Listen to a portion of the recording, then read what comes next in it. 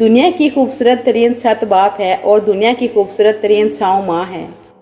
یہ دنیا تب تک جنت ہے جب تک ماں باپ زندہ ہیں۔ جب اولاد روٹی دینے لگ جاتی ہے نا تو اکثر ماں باپ کو ڈرنا پڑتا ہے کہ کہیں کوئی بات بری لگ گئی تو روٹی دینا بند نہ کر دیں۔ سناٹا چھا گیا بٹوارے کے قصے میں جب ماں نے پوچھا کہ میں ہوں کس کے حصے میں۔ ماں کسی بھی عمر میں آپ سے بچھڑ جائے زندگی کا نقشہ ہی بدل جاتا ہے۔ ماں پہلی اور آخری بہترین دوست ہوتی ہے۔ ماں کو کھونے کا نقصان کبھی پورا نہیں ہو سکتا لیکن آپ اس نقصان کے ساتھ جینا سیکھ جاتے ہو۔ وہ آپ سے کبھی بھی دور نہیں جاتی، ہمیشہ ساتھ ساتھ رہتی ہے، آپ کی سوچوں میں، آپ کے دل میں۔ ماں باپ کا پیغام: جس دن تم ہمیں ضعیف دیکھو تب صبر کرنا اور ہمیں سمجھنے کی کوشش کرنا۔ جب ہم کوئی بات بھول جائیں تو ہم پر غصہ نہ کرنا اور اپنا بچپن یاد کرنا۔ جب ہم ضعیف ہو کر چل نہ پائیں تو ہمارا سہارا بننا اور اپنا پہلا قدم یاد کرنا۔ جب ہم بیمار ہو جائیں تو وہ دن یاد کر کے ہم پر اپنے پیسے خرچ کرنا جب ہم تمہاری خواہشات پوری کرنے کے لیے اپنی تمام خواہشیں قربان کرتے تھے۔ اچھی امیدوں اور یقین کو زندہ رکھنا بہت ضروری ہوتا ہے، جیسے رات کے بعد دن پر یقین، خزاں کے بعد بہار پر یقین، اندھیروں کے بعد اجالوں پر یقین رکھنا، ویسے ہی ہمیشہ اچھے کی امید رکھیں اور خوش رہیں۔ جو نعمتیں آپ کے پاس ہیں بہترین ہیں، صرف اپنی ہی ذات کے بارے میں مت سوچتے رہیں، اپنے ارد گرد بھی نظر دوڑائیں۔ ایک طبقہ ایسا بھی ہے جو بنیادی ضروریات سے بھی محروم ہیں۔ اصل میں آپ کی خواہشات ہی آپ کی پریشانیاں ہیں۔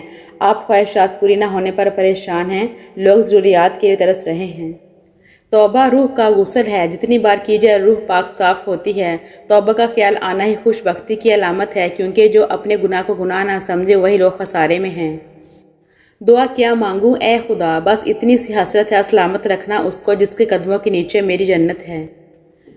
چند بچوں کو پالا تھا ایک ماں نے جتن سے، ممتا کا صلہ پھر بھی ضعیفی میں نہ پائی۔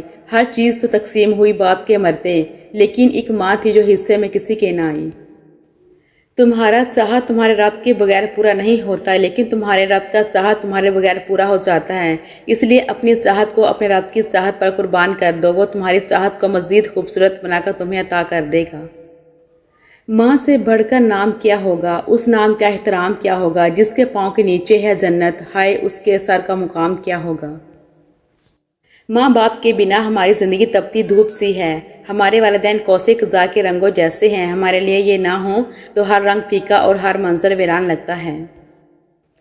گھر میں چاہے 10 کمرے ہوں لیکن سب سے زیادہ رش اس کمرے میں ہوتا ہے جس میں ماں ہوتی ہے۔ اپنے آنسوؤں کے لیے کسی کا کندھا تلاش نہیں کیا کرتے، ایسے بھرم کھو جایا کرتا ہے۔ اپنے آنسوؤں کو تربیت دیں کہ کہاں رونا ہے اور کہاں نہیں، وہیں روئیں جہاں ہمیشہ آپ کا بھرم باقی رہے، اور بے شک میرا اللہ ہی بھرم رکھنے والا ہے۔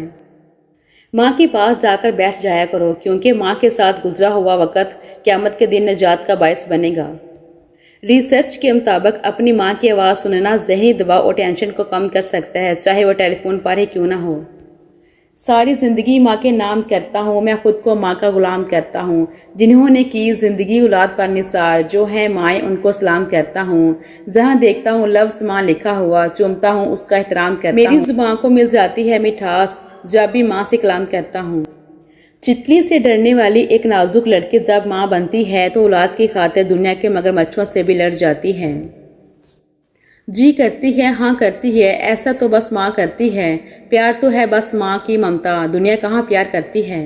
ماں وہ ہستی ہے جو اولاد کے تمام راز اپنے سینے میں چھپا لیتی ہے۔ ماں وہ ہستی ہے جو دھنک کی طرح خوبصورتی کے تمام رنگ بنا لیتی ہے۔ ماں وہ ہستی ہے جو گناہ گار اولاد کو بھی دوزخ سے بچا لیتی ہے۔ ماں وہ ہستی ہے جو جنت کو بھی قدموں کے نیچے دبا لیتی ہے، اور ماں اللہ کی طرف سے انسان کے لیے قیمتی اور نایاب تحفہ ہے، اس لیے کبھی ماں کا دل مت توڑیے۔ ماں سچ کہا کرتی تھی کہ فکریں انسان کو بوڑھا کر دیتی ہیں۔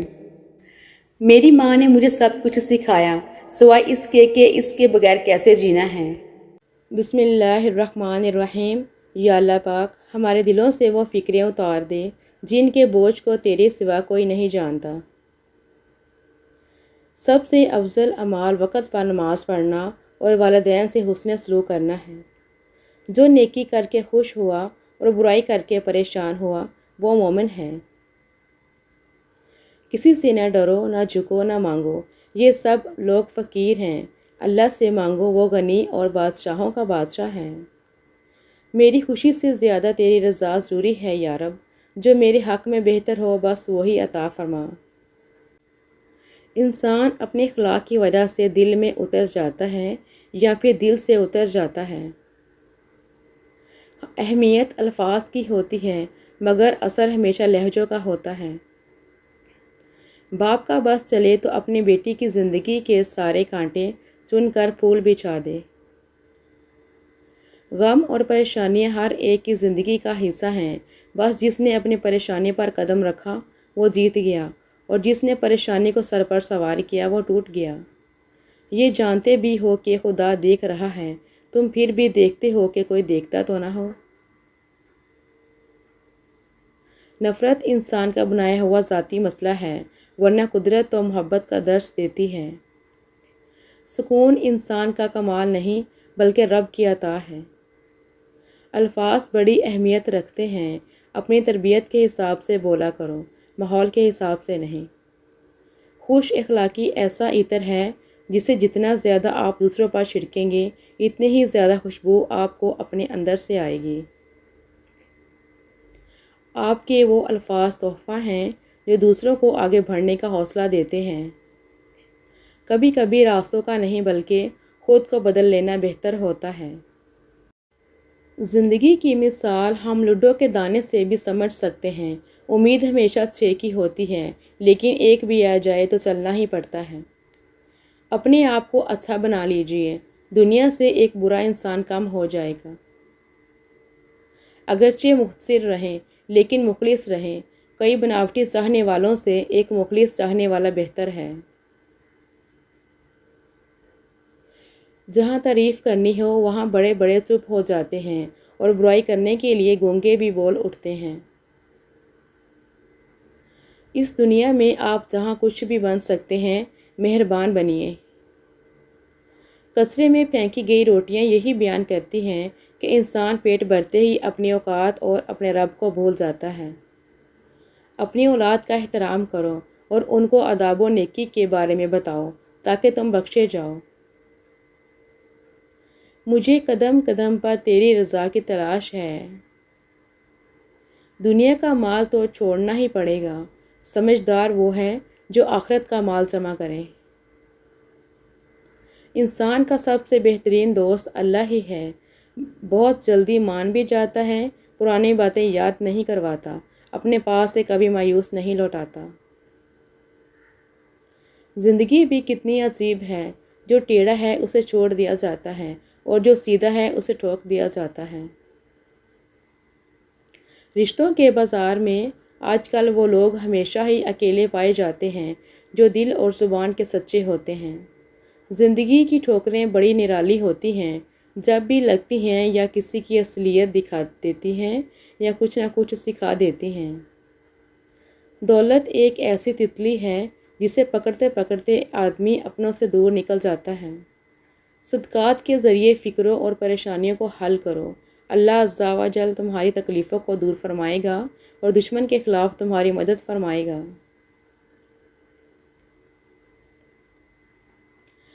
رشتوں کو مضبوط رکھنے کے 2 راز: جب آپ غلط ہوں تو اپنی غلطی تسلیم کریں، جب آپ صحیح ہوں تو صرف خاموشی اختیار کریں۔